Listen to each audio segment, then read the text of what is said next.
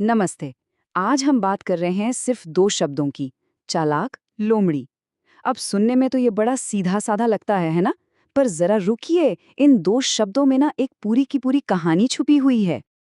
तो सवाल ये उठता है कि क्या सिर्फ एक टाइटल, एक नाम अपने आप में पूरी कहानी बयां कर सकता है? चलिए पता लगाते हैं। आज इसी सवाल का जवाब ढूंढने निकले हैं हम सब। तो हमारी ये जो पूरी पड़ताल है ना, उसकी शुरुआत यहीं से होती है, सिर्फ इन दो शब्दों से। हम इन्हीं को कुरेदेंगे, इनके अंदर छिपे मतलब को बाहर निकालेंगे और देखते हैं कि ये सफर हमें आखिर कहाँ ले जाता है। तो ठीक है, सबसे पहले इस नाम को ही तोड़कर देखते हैं।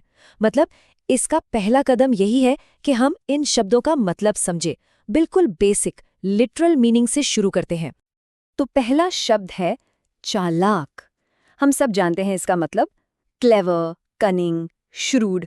मतलब कोई ऐसा जिसमें दिमागी तेजी हो, सूझबूझ हो, जो किसी भी सिचुएशन को यूं अपने फायदे में मोड़ ले।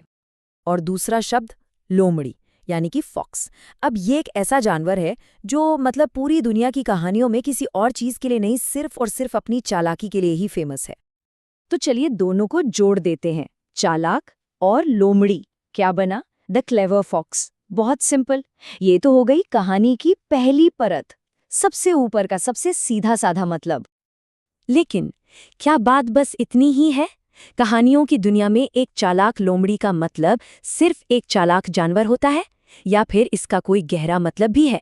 यहीं से असली पड़ताल शुरू होती है। देखिए, असल में बात यह है कि चालाक लोमड़ी सिर्फ एक कैरेक्टर नहीं है, ये एक आर्केटाइप है। मतलब एक ऐसा किरदार का खाका जो दुनिया भर की अलग अलग कल्चर्स में, अलग अलग कहानियों में बार बार हमारे सामने आता है। इसे ट्रिकस्टर भी कहते हैं, एक तरह का धोखेबाज या चालबाज। और शायद हर सोसाइटी को ना ऐसे किरदारों की जरूरत पड़ती है, जो बने बनाए नियमों को चुनौती दें, उनकी हदों को टेस्ट करें और हाँ, हमें सोचने पर मजबूर कर दे। और सबसे मजेदार बात जानते हैं क्या है? ये किरदार कितना यूनिवर्सल है।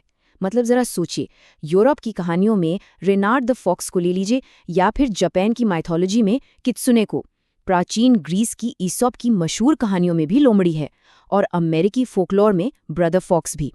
हर जगह, हर कल्चर में ये चालाक लोमड़ी मौजूद है। एक ऐसा किरदार जो हमेशा नियमों को तोड़ता है और अपनी अक्ल के दम पर जीत जाता है।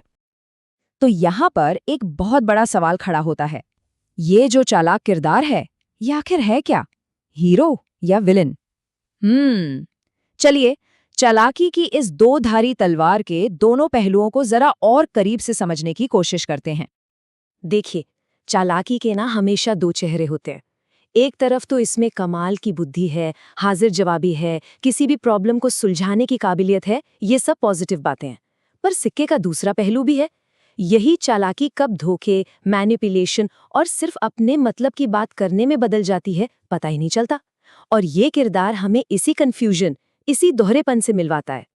और सच कहूं तो यही चीज इन कहानियों को इतना खास बनाती है।